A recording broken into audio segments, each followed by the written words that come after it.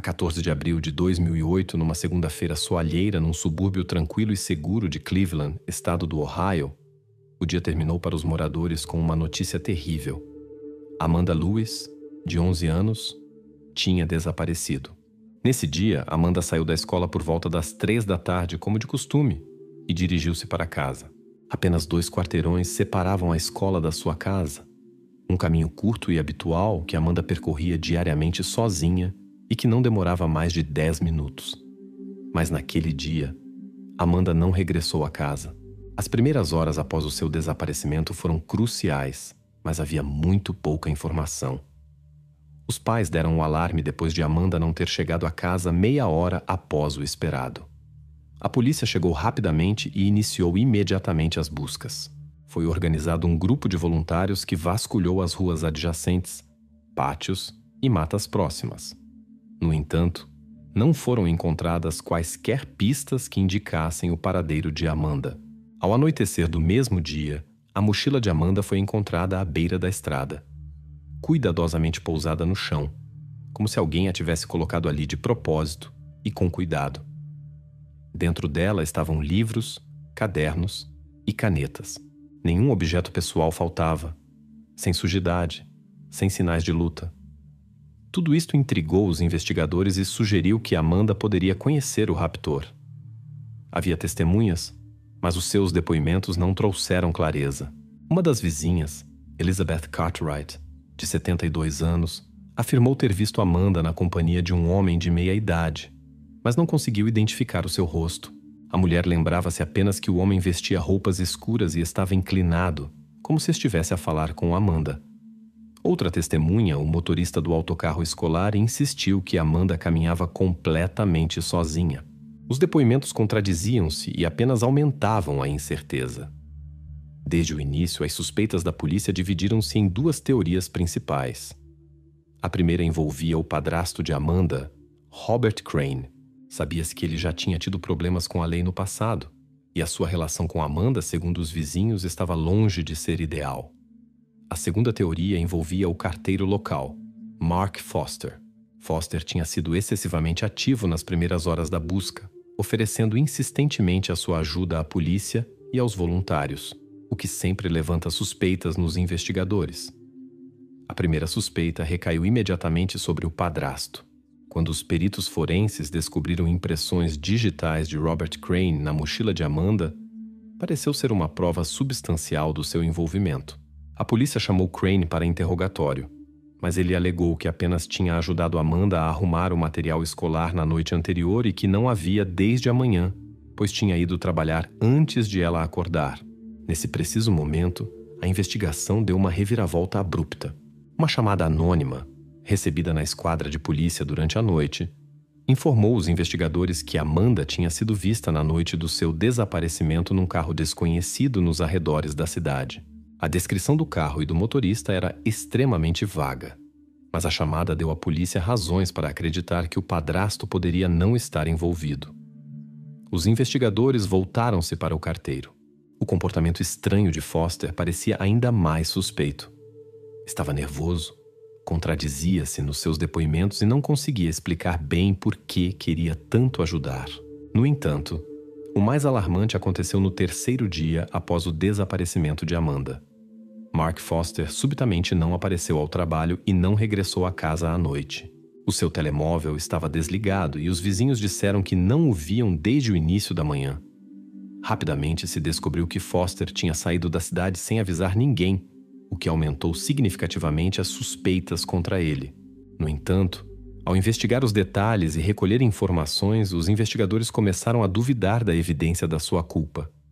Algo nas circunstâncias era indefinidamente estranho. Por que é que alguém que planeia um rapto atrairia voluntariamente a atenção da polícia nas primeiras horas da busca? E por que é que o padrasto reagia tão nervosamente às perguntas dos investigadores, se o seu álibi já estava quase confirmado? A polícia estava num impasse. Tudo parecia lógico, mas nenhuma das teorias fornecia provas concretas. Amanda tinha desaparecido sem deixar rasto, deixando apenas perguntas e detalhes desconexos que não se encaixavam num quadro geral. Uma semana após o desaparecimento, os investigadores receberam uma nova pista que baralhou novamente a investigação e anulou todas as suposições anteriores. No pátio da escola, onde a polícia realizava uma nova inspeção, foi encontrada uma joia que pertencia a Amanda. Mas como é que ela foi parar ali, se Amanda tinha sido raptada a caminho de casa? Quem a poderia ter deixado lá? E mais importante, com que propósito? Os investigadores perceberam que o caso se tornava cada vez mais estranho e confuso. Alguém estava obviamente interessado em apagar os rastros e desviar a atenção de algo importante que estava mesmo à vista de todos. Ninguém sabia naquele momento que a solução para este caso estaria incrivelmente próxima. Muito mais próxima do que qualquer um poderia suspeitar. Após a descoberta da joia de Amanda no pátio da escola, os investigadores foram forçados a reconsiderar toda a sua estratégia de investigação. O recinto escolar, que já tinha sido minuciosamente revistado pela polícia e voluntários, voltou a ser o centro das atenções. Durante vários dias, todos os que tinham alguma ligação, mesmo que remota, com a escola, foram interrogados. Professores, pessoal técnico, pais de outros alunos, todos foram chamados para interrogatório e questionados detalhadamente sobre os eventos daquele dia. Os investigadores mostraram particular interesse no professor de educação física, James Bennett. No processo pessoal de Bennett encontraram-se várias anotações sobre tratamento rude a alunos. Vários pais confirmaram ter ouvido queixas dos seus filhos sobre a sua agressividade e temperamento explosivo. Isto tornou-o imediatamente o principal suspeito aos olhos dos investigadores. No primeiro interrogatório, Bennett pareceu extremamente irritado e nervoso. Não conseguia lembrar-se exatamente onde estava no momento do desaparecimento de Amanda e contradizia-se nos seus depoimentos. Os polícias notaram que ele tentava evitar perguntas diretas, desviando a conversa para temas gerais e conduzindo a investigação noutra direção. A situação parecia suspeita. No entanto, quando os investigadores verificaram as câmaras de vigilância do supermercado mais próximo, descobriu-se que James Bennett estava, de facto, longe do local dos acontecimentos no momento do desaparecimento de Amanda. As câmaras tinham-no gravado no supermercado, onde fazia compras calmamente. O álibi era irrefutável, e isto levou a polícia novamente a um beco sem saída. Ao mesmo tempo, surgiram novas circunstâncias estranhas. Uma colega de turma de Amanda, uma rapariga chamada Jessica, declarou surpreendentemente que Amanda, naquele dia, pouco antes de desaparecer, parecia muito preocupada e disse que tinha medo de ir para casa sozinha. Quando questionada sobre o que exatamente tinha medo, Amanda não respondeu, mas estava visivelmente nervosa. Jessica confessou que não tinha contado isto antes porque temia as consequências e não compreendia totalmente a importância das suas memórias. O depoimento de Jessica levou a polícia a investigar novamente de perto o círculo familiar de Amanda. Os investigadores interrogaram o seu padrasto, Robert Crane, mais uma vez, desta vez de forma mais dura e insistente. Novamente, as contradições nos seus próprios depoimentos confundiram-no. Inicialmente, tinha dito que não tinha visto Amanda na manhã do desaparecimento, mas depois lembrou-se que supostamente a tinha visto pouco antes de sair. Estas contradições pareciam suspeitas, mas ainda não eram prova. Simultaneamente, a atenção voltou-se para o vizinho da família Lewis, Thomas Miller. Miller sempre fora uma pessoa reservada e discreta, que comunicava pouco com os que o rodeavam e praticamente nunca participava na vida pública do bairro. Os vizinhos lembraram-se que Miller estava em casa no dia do desaparecimento de Amanda e que não foram notadas quaisquer ações suspeitas da sua parte. No entanto, os investigadores decidiram visitá-lo novamente e inspecionar a sua casa mais detalhadamente. Na sua primeira visita, a polícia não descobriu nada suspeito. Miller respondeu calmamente às perguntas, mas parecia ligeiramente tenso. Afirmou ter visto Amanda no dia do seu desaparecimento apenas de manhã, quando ela ia para a minha escola. Segundo ele, não a tinha encontrado depois disso. A casa de Miller parecia normal e bem cuidada. Não havia sinais de luta ou objetos invulgares. Por algum tempo, Miller deixou de estar no foco da polícia. No entanto, alguns dias após esta visita, ocorreu um novo incidente. Durante a noite, vizinhos chamaram a polícia relatando que se ouviam ruídos estranhos vindos da casa de Miller, semelhantes a batidas abafadas. A patrulha chegou rapidamente. Miller abriu a porta sem demora, deixou os polícias entrar e permitiu uma busca superficial das divisões. Não foram encontrados quaisquer indícios de que algo suspeito estivesse a acontecer na casa. Miller explicou que o barulho poderia ter sido causado por uma caldeira antiga avariada, e a polícia, não encontrando motivos para uma investigação mais aprofundada, teve de se retirar. Entretanto, na cidade continuavam a circular rumores sobre o carteiro desaparecido, Mark Foster. O seu desaparecimento parecia suspeito, e muitos habitantes acreditavam que ele era o responsável pelo rapto. Mas a polícia verificou as informações e descobriu que Foster simplesmente se tinha assustado com a pressão da investigação e se tinha mudado para a casa de parentes noutro estado, incapaz de suportar a pressão. Isto levou novamente a investigação a um beco sem saída. Parecia que cada vez que a polícia se aproximava de uma solução, surgiam novas informações que anulavam as versões anteriores. Algumas semanas após o desaparecimento de Amanda, os investigadores perceberam que o caso se tornava mais complicado a cada dia e que as hipóteses de a encontrar viva diminuíam gradualmente. Nesse preciso momento, ocorreu outro incidente que obrigou todos a mudar novamente a direção da busca.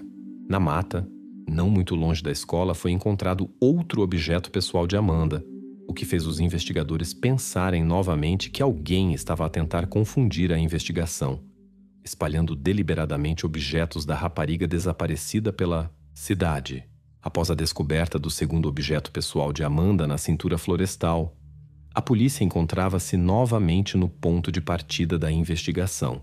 Os investigadores compreenderam que alguém estava deliberadamente a brincar com eles, deixando provas em locais diferentes e desviando a atenção do verdadeiro raptor. Os objetos claramente não foram espalhados ao acaso, e os investigadores começaram a considerar a possibilidade de o culpado viver nas proximidades e observar atentamente o curso da investigação. Entretanto, a atenção dos investigadores deslocou-se para uma pessoa que não tinha sido mencionada anteriormente: o antigo contínuo da escola, Peter Holt. Descobriu-se que Holt tinha sido despedido devido a comportamento suspeito e queixas repetidas de pais de alunos. Além disso, no passado já tinha acusações por infrações menores relacionadas com comportamento obsessivo para com crianças. Holt tornou-se uma nova figura no caso, e a polícia decidiu verificá-lo imediatamente. Peter Holt vivia nos arredores do subúrbio, numa pequena casa rodeada por um jardim denso. No primeiro interrogatório, comportou-se nervosamente, confundiu-se nos seus depoimentos e tentou negar factos óbvios, como datas e horas em que foi visto perto da escola. Na casa de Holt, a polícia realizou uma busca minuciosa, durante a qual foram encontrados vários brinquedos de criança que não pertenciam nem a Holt, nem à sua família. Estes objetos levantaram suspeitas particulares nos investigadores. No entanto, quando foram realizadas verificações adicionais, descobriu-se que os brinquedos pertenciam à sobrinha de Holt, que por vezes o visitava. Os pais dela confirmaram isto e apresentaram fotografias onde a rapariga brincava com esses brinquedos na casa de Holt alguns meses antes do desaparecimento de Amanda. Esta informação reduziu significativamente as suspeitas contra ele, embora a polícia ainda não pudesse excluir completamente o seu envolvimento. Neste contexto, chegaram inesperadamente novas informações. Um homem, motorista de caminhão, contactou a polícia afirmando ter visto uma rapariga parecida com Amanda num café de beira de estrada no estado vizinho, cerca de 2 semanas após o seu desaparecimento. A rapariga, segundo as suas palavras, parecia assustada e estava na companhia de um homem de meia idade, cujo comportamento despertou suspeitas no motorista. A testemunha não conseguiu descrever com precisão a aparência deste homem, mas lembrava-se bem do carro, uma velha berlina azul escura com um farolim traseiro partido. Os investigadores solicitaram imediatamente as gravações das câmaras de vigilância desse café, mas quando receberam o material, descobriu-se que a qualidade da gravação era extremamente baixa e não era possível identificar nem a matrícula do carro, nem os rostos das pessoas. A polícia entrou novamente num beco sem saída, embora a versão de uma possível transferência de Amanda para além das fronteiras do estado se tornasse cada vez mais popular na opinião pública. Os pais de Amanda estavam desesperados nesta altura. Apesar dos apelos regulares através dos meios de comunicação social, não chegavam novas informações significativas. Cada vez que surgia uma esperança, seguia-se rapidamente a desilusão.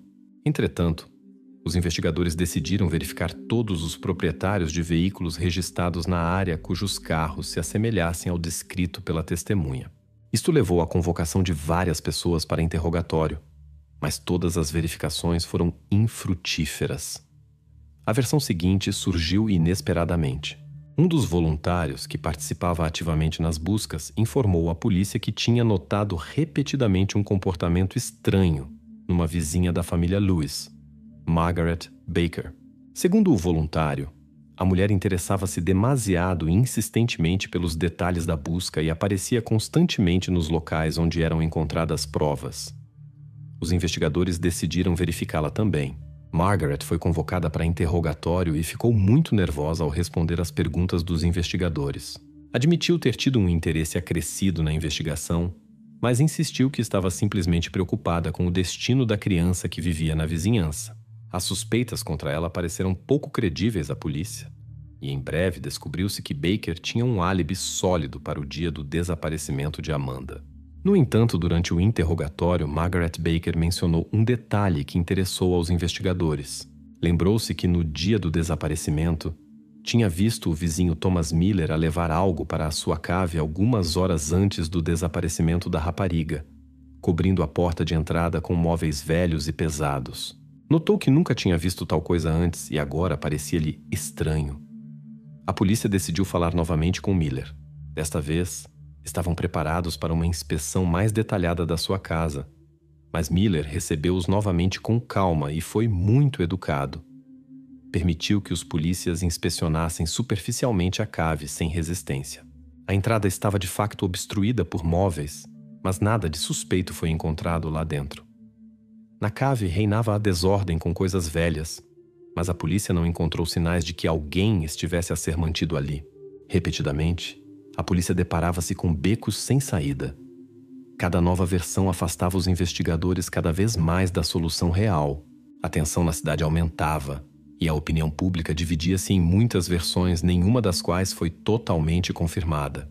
Nesse momento, a investigação recebeu outro sinal perturbador. Da casa de Miller, ouviram-se novamente ruídos estranhos. Desta vez, outros vizinhos relataram ter ouvido gritos abafados. A polícia dirigiu-se novamente à casa de Miller, sem suspeitar que precisamente esta verificação se tornaria o ponto de viragem da investigação. A nova visita da polícia à casa de Thomas Miller ocorreu tarde da noite. Desta vez, os investigadores agiram com mais determinação, respondendo às declarações insistentes dos vizinhos de que se ouviam gritos abafados vindos da casa. O próprio Miller abriu a porta, parecendo um pouco confuso, mas ainda assim calmo. Deixou os polícias entrar e permitiu uma busca sem resistência. Os investigadores examinaram minuciosamente todas as divisões, verificaram o sótão e a cave, mas novamente não encontraram nada suspeito.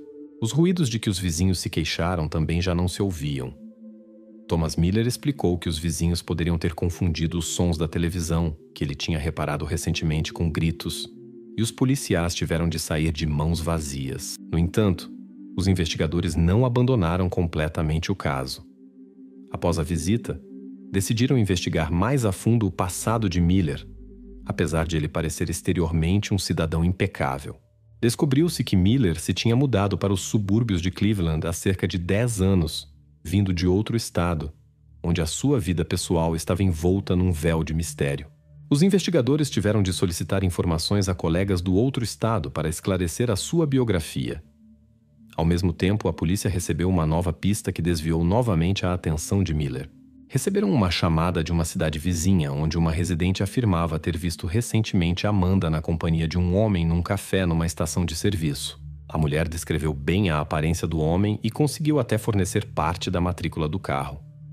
Isto desencadeou uma nova onda de verificações e buscas na área. A polícia encontrou rapidamente um carro com características semelhantes. O proprietário era um homem chamado Danny Hartman, que já tinha tido problemas com a lei por delitos menores. O interrogatório de Hartman durou várias horas, mas ele negou categoricamente qualquer envolvimento. afirmando que naquele dia estava noutro lugar.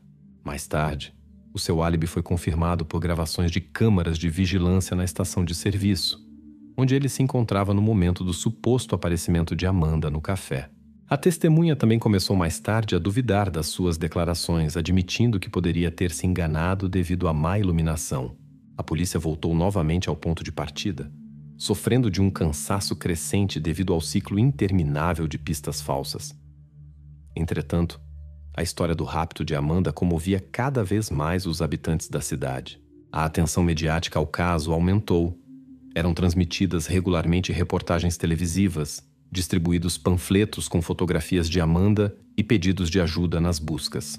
A resposta pública também aumentou. Os residentes exigiam resultados mais rápidos da polícia, criticavam as ações dos investigadores e acusavam-nos de não conseguirem resolver um crime tão importante. Esta pressão obrigou a polícia a voltar-se novamente para o círculo da família Lewis. Os investigadores interrogaram novamente os pais de Amanda, o padrasto e até parentes distantes, na esperança de descobrir detalhes que poderiam ter sido negligenciados anteriormente. Nestes novos interrogatórios, surgiu outro detalhe. A mãe de Amanda lembrou-se que, cerca de uma semana antes do seu desaparecimento, Amanda se tornou invulgarmente reservada e até evitou o contato com amigas próximas. A polícia começou a investigar com quem exatamente Amanda poderia ter tido contato nesse período. Foram examinadas chamadas telefônicas, mensagens em redes sociais e o diário pessoal de Amanda. No diário não foi encontrado nada suspeito, mas entre as mensagens foi descoberta uma estranha troca com uma conta desconhecida, que foi eliminada praticamente logo após o desaparecimento de Amanda. Esta descoberta foi importante, mas os rastros desta conta perderam-se, sem possibilidade de identificar o proprietário. Entretanto, chegaram informações sobre o passado de Thomas Miller. Descobriu-se que, na sua juventude, ele tinha sido testemunha num caso de desaparecimento de uma criança na sua cidade natal. Na altura, a polícia não encontrou provas diretas contra ele, e o caso permaneceu por resolver. Este detalhe tornou Miller imediatamente novamente a figura central da investigação. A polícia obteve autorização para o observar mais de perto. Durante vários dias, os investigadores vigiaram a sua casa, registrando os seus movimentos e contactos. Nada de invulgar foi notado. Miller vivia isolado, comunicava com quase ninguém e raramente saía de casa. Isto não deu à polícia quaisquer fundamentos formais para uma nova busca. No entanto, um dos investigadores notou nessa altura que Miller fazia regularmente compras invulgarmente grandes de alimentos e produtos domésticos, que excediam claramente as necessidades de uma pessoa solitária. Este facto não se tornou uma prova formal, mas atraiu a atenção dos investigadores. Apesar da falta de novas provas, a convicção interna de um dos investigadores envolvidos no caso era firme. A solução estava próxima, muito mais próxima do que qualquer um poderia imaginar. Nesse preciso momento, ocorreu um novo evento que, em breve, mudaria todo o curso da investigação. O ponto de viragem na investigação foi um estranho incidente que ocorreu no 5º ano do desaparecimento de Amanda Lewis. Um adolescente chamado Zach Harper, que anteriormente vivia perto da família Lewis, dirigiu-se à esquadra de polícia. Zach contou que tinha escondido durante muito tempo o que tinha visto no dia do desaparecimento de Amanda. Segundo Zach, nesse dia ele saiu da escola um pouco mais tarde do que o habitual e passou pela casa de Thomas Miller. Lembrou-se claramente de como Miller estava junto ao seu carro a falar com Amanda.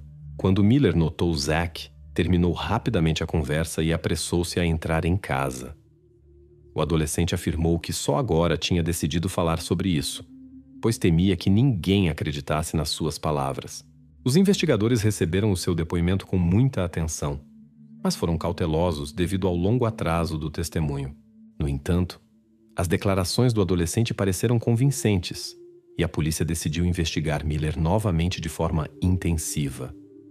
Nessa altura, porém, Thomas Miller já se tinha estabelecido bem no papel do vizinho silencioso e discreto. Levava uma vida extremamente reclusa, evitava qualquer contato e praticamente não saía de casa. A polícia tentou estabelecer vigilância secreta, mas Miller, suspeitando provavelmente que estava a ser observado, restringiu ainda mais as suas aparições na rua e os seus contactos com pessoas. Entretanto, os rumores e especulações na opinião pública aumentavam. Os vizinhos expressavam cada vez mais frequentemente suspeitas em relação a Miller, lembrando-se de todas as estranhezas no seu comportamento nos últimos anos. Alguns lembravam-se que ele por vezes não saía de casa durante muito tempo. Outros afirmavam tê-lo visto frequentemente tarde da noite a cavar algo no jardim atrás da casa. A polícia decidiu usar a pressão pública e obteve autorização para uma busca detalhada do terreno adjacente à casa de Miller. Foi organizada uma inspeção minuciosa do jardim e do pátio, que durou vários dias. Peritos e cães de busca verificaram cada metro quadrado, mas não encontraram quaisquer vestígios suspeitos. Este resultado colocou novamente a polícia numa situação difícil. A pressão pública intensificou-se e os investigadores tiveram de procurar outras versões e pistas. Os investigadores voltaram a examinar casos anteriores não resolvidos, na esperança de descobrir semelhanças com o desaparecimento de Amanda. Vários casos semelhantes em estados vizinhos despertaram interesse, mas nenhum deles estava diretamente relacionado com Miller. Entretanto, um dos investigadores notou detalhes da vida cotidiana de Miller que anteriormente não tinham levantado suspeitas. Nos últimos anos, Miller tinha renunciado quase completamente à comunicação, não convidava ninguém, não recorria a serviços de reparação e até evitava a entrega de correio. Tal comportamento indicava uma tentativa de restringir ao máximo o acesso de estranhos à sua casa. Estas observações levaram à ideia de verificar as contas de eletricidade e água de Miller. Os investigadores descobriram que as despesas com serviços públicos tinham aumentado acentuadamente nos últimos anos, especialmente de água. Tal consumo parecia completamente ilógico para uma pessoa solitária e poderia indicar a presença de outra pessoa na casa. No entanto, a polícia não pôde usar esta descoberta como motivo suficiente para uma nova busca. Legalmente, eram apenas suspeitas indiretas. No entanto, os investigadores decidiram continuar a observação e tentar encontrar provas mais substanciais. Nessa altura, ocorreu outro incidente estranho. Uma das vizinhas de Miller ligou para a polícia tarde da noite, relatando que tinha visto um homem a carregar sacos grandes para fora de casa e a colocá-los na bagageira do seu carro. A polícia dirigiu-se imediatamente à casa de Miller, mas no momento da sua chegada, ele já tinha partido. No dia seguinte, Miller regressou e explicou calmamente à polícia que tinha levado coisas velhas, acumuladas na cave, para a lixeira. Uma verificação na lixeira revelou de fato que Miller tinha descartado roupas velhas e lixo doméstico, o que mais uma vez não forneceu aos investigadores quaisquer provas concretas. Frustrados com os constantes fracassos, os investigadores perceberam que Miller era muito mais cauteloso do que tinham suposto. Não tinham provas diretas contra ele, e a pressão pública diminuía gradualmente. Mas nesse preciso momento ocorreu um evento completamente imprevisível. Um pequeno incêndio causado por um curto-circuito na casa de Miller levou inesperadamente à chamada dos bombeiros. Precisamente este incidente casual revelou-se a chave para desvendar o mistério que tinha sido um enigma para toda a cidade durante 7 anos. A chamada de emergência aos bombeiros devido a um curto-circuito na casa de Thomas Miller parecia um incidente insignificante. Mas foi precisamente este o momento decisivo no caso do desaparecimento de Amanda Lewis.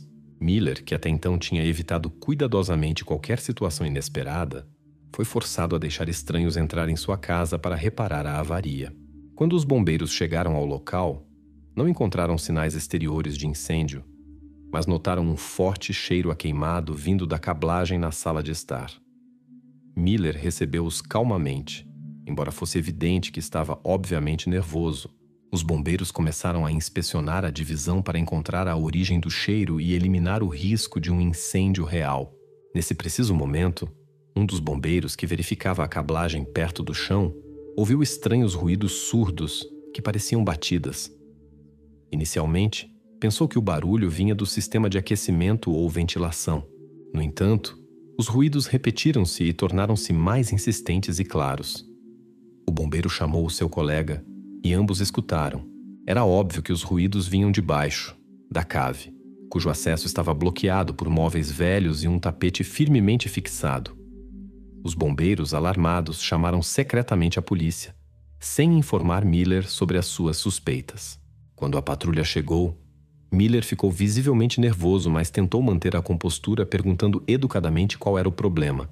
Os policiais explicaram que precisavam de verificar a cave, pois tinham recebido informações sobre ruídos estranhos.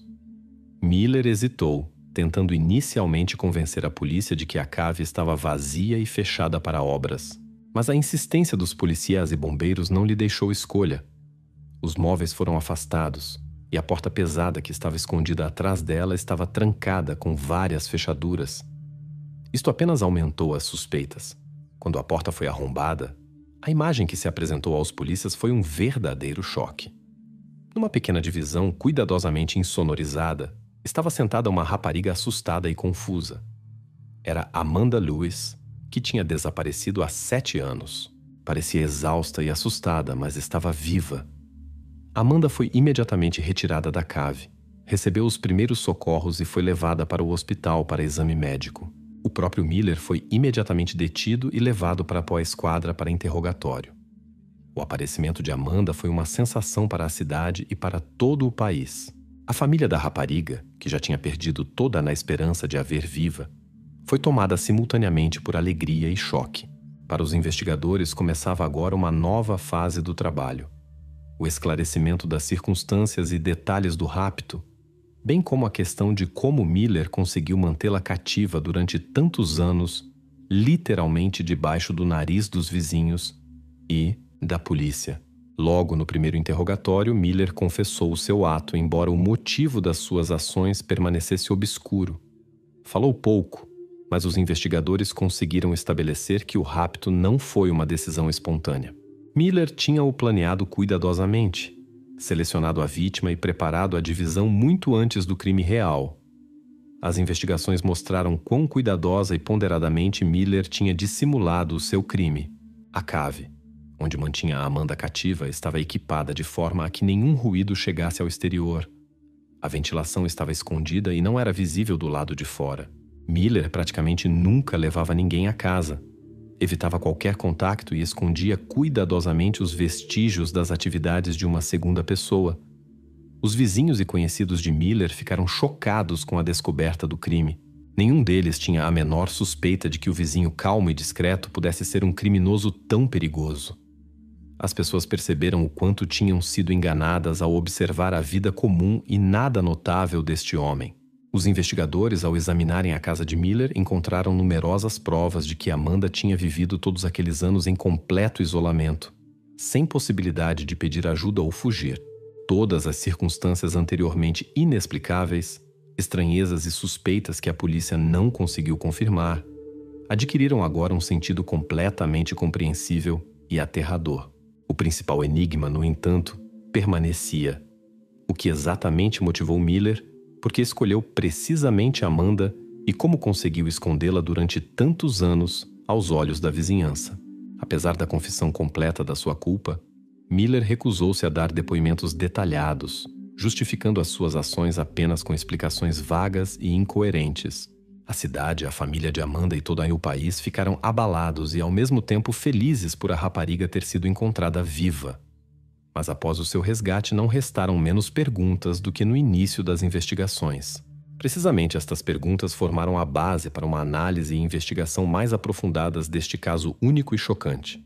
Após o resgate de Amanda Lewis e a detenção de Thomas Miller, começou a fase mais difícil e dolorosa das investigações, a determinação de todos os detalhes do que aconteceu nos últimos 7 anos.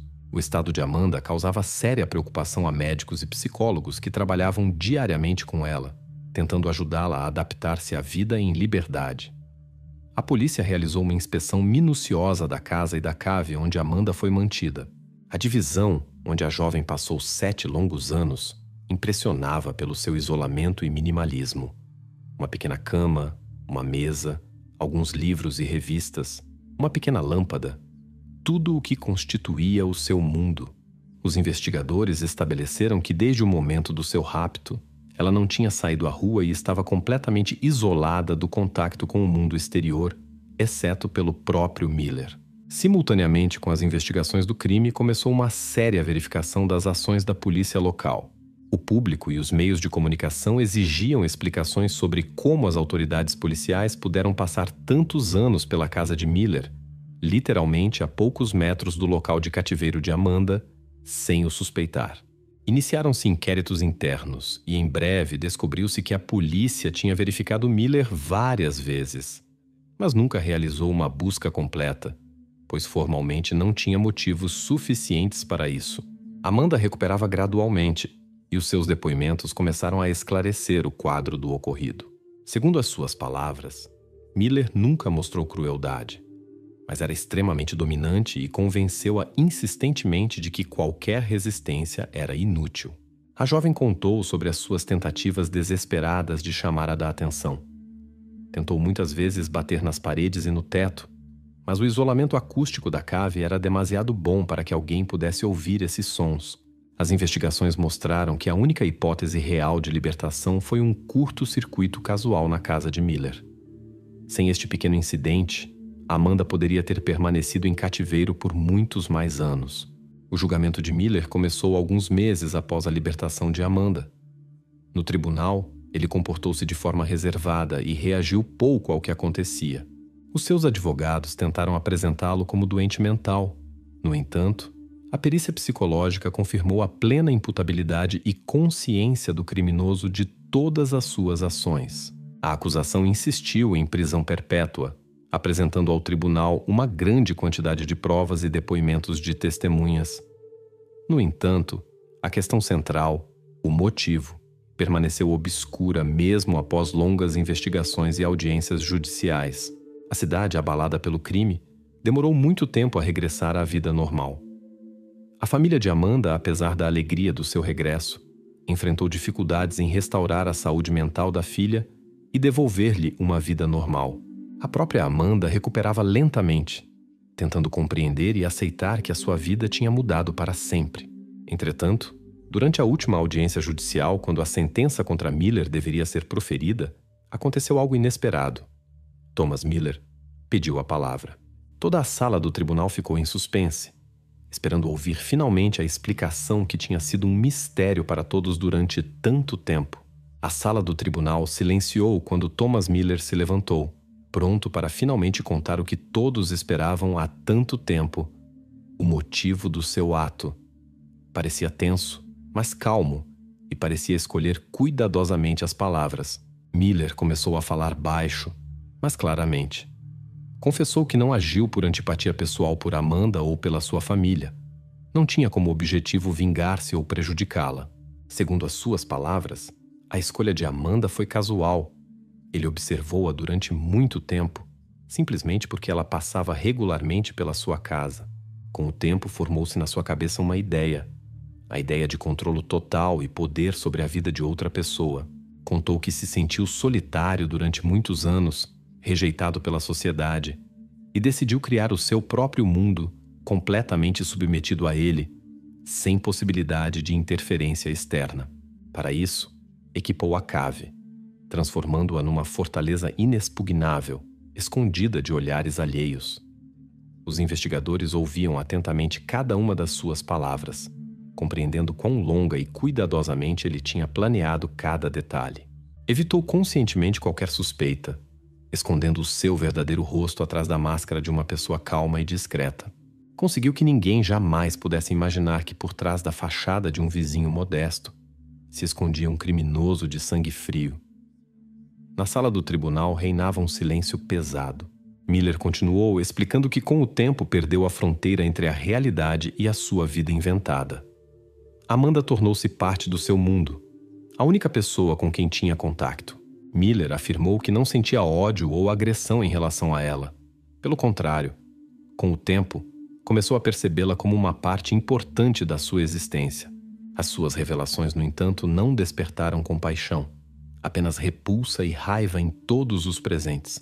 O juiz, tendo ouvido atentamente as confissões de Miller, finalmente proferiu a sentença: prisão perpétua, sem possibilidade de liberdade condicional. Miller aceitou a sentença sem emoção, como se a esperasse. As investigações foram concluídas, mas as consequências do crime fizeram-se sentir por muito tempo. A família de Amanda, apesar do regresso da filha, não conseguiu restaurar completamente a vida anterior.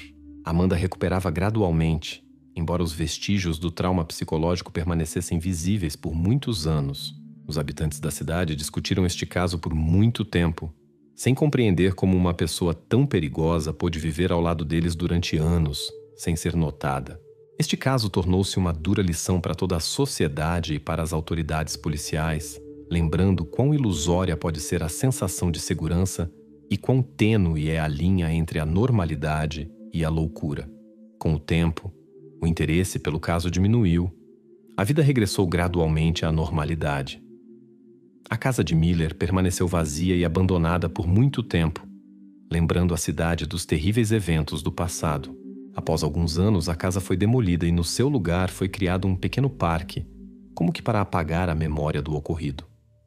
O próprio Thomas Miller nunca mais falou sobre o seu crime, fechou-se em si mesmo e recusou qualquer contato.